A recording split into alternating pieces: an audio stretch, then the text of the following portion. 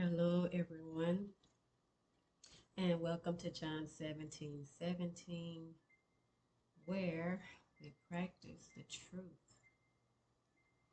Um, Hope all is well with all of you, and as usual, all of the videos are on YouTube, and occasionally I'll post the YouTube link. That way, if you missed any and just want to go back and watch any of them, the total collection is on there. Okay.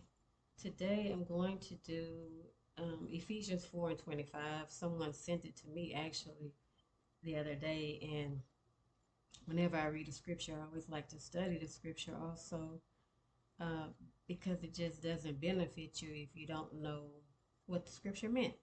So, wherefore, putting away lying, speak every man truth with his neighbor, for we are members one of another. Ephesians 4:25.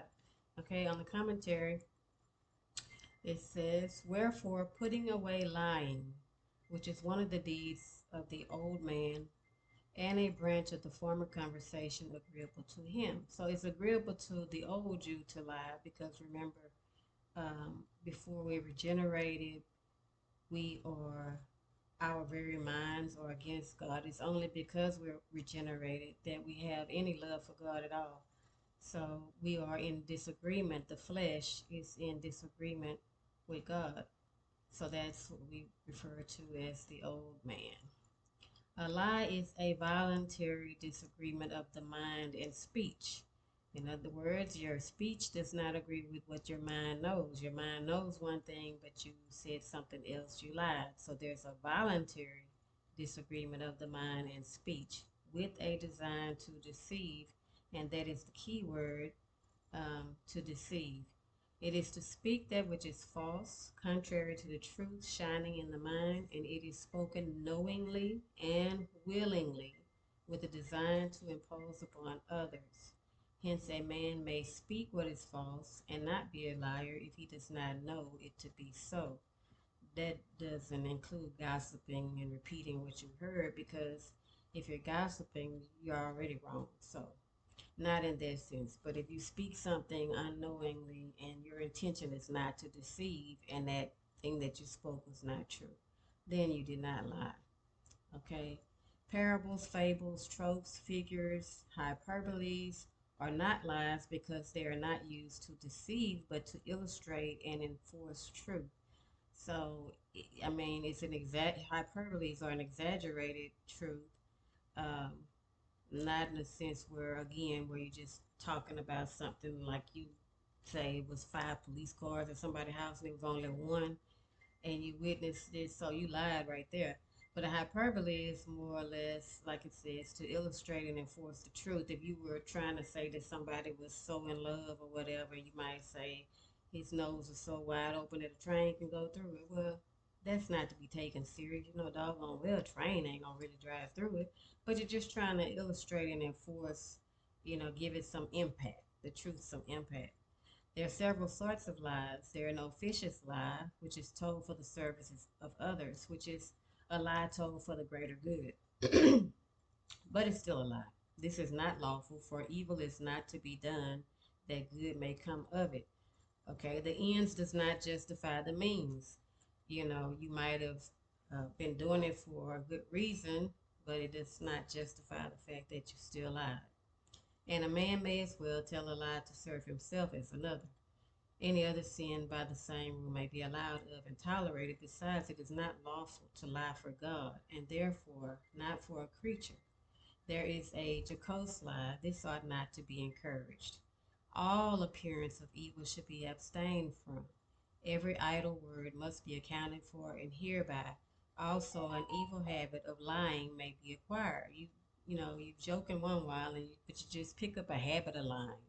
And there's a lie which in itself is directly hurtful and injurious. Now, jocose lie is more of a humorous type lie, joking around or whatever. But any appearance of evil should be abstained from. Okay? As every false thing said with a design to deceive. Again, there's the word to deceive, because that is the core. characteristic of a lie, that you meant to deceive someone.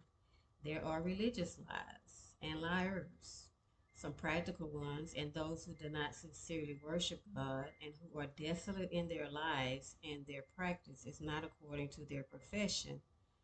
Okay, so like recently, which I'm not sure when he actually did it, but I just recently saw the video of Creflo Dollar talking about tithing, and he taught on it from the Bible, and he told the truth and got backlash because people would rather hold on to a doctrinal lie or to man-made doctrines or whatever. Now, tithing is in the Bible, but the truth about it is that it was under the law, which we are no longer under. We are under grace. So it is not a part of our living today. We are not obligated um, to do so. So he was giving them the truth and getting backlash for telling the truth. He had previously taught different, but he was man enough, godly enough to come out and tell the truth. But you know, sometimes people don't want to hear truth. It's easier to believe a lie. So, religious lies and liars. Some practical ones, as those who do not sincerely worship God, who are desolate in their lives, their practice is not according to their profession, and there are others who are guilty of doctrinal lies, as Antichrist and his followers who are given up to believe a lie, and such who deny the deity, incarnation, messiahship, work, office, grace, righteousness, and sacrifice of Christ, and who profess themselves to be Christians. You deny all of this and still say that you are a Christian. Well, or not. The springs and causes of lying are corrupt heart, the lust of it, which prompt unto it, such as covetousness, malice, fear of men, and also a tempting devil, who is the father of lies. You do know that that's scripture. He is the father of lies, and he is a lying spirit. So when you lie, that lying spirit has influenced you in the hearts and mouths of men. This is a vice which ought to be put away, especially for professors of religion, because the effects are sad.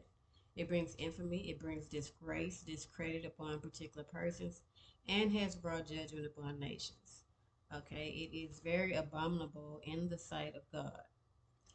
Speak every man truth with his neighbor, both with respect to civil and religious affairs, in common conversation, in trade and business, and in all things related to God and men.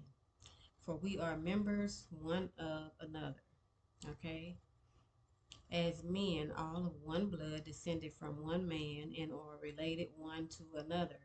In civil society, belonging to one body, and in a religious sense, members of the same mystical body, the church, not Missionary Baptist Church, Kojic, Holiness, or whatever, but the church of which Christ, who is the truth itself, is the head. You know, we're talking about a spiritual church, not buildings.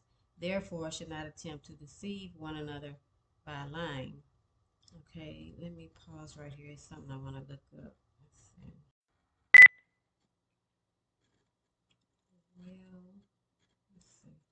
Okay, I decided that I would just use that for a different video because it was going to be um, lengthy and a whole other lesson, because I don't like to bring up stuff unless I do the studying behind it. And uh, scripture that I was going to go to, I decided to just do another lesson on it.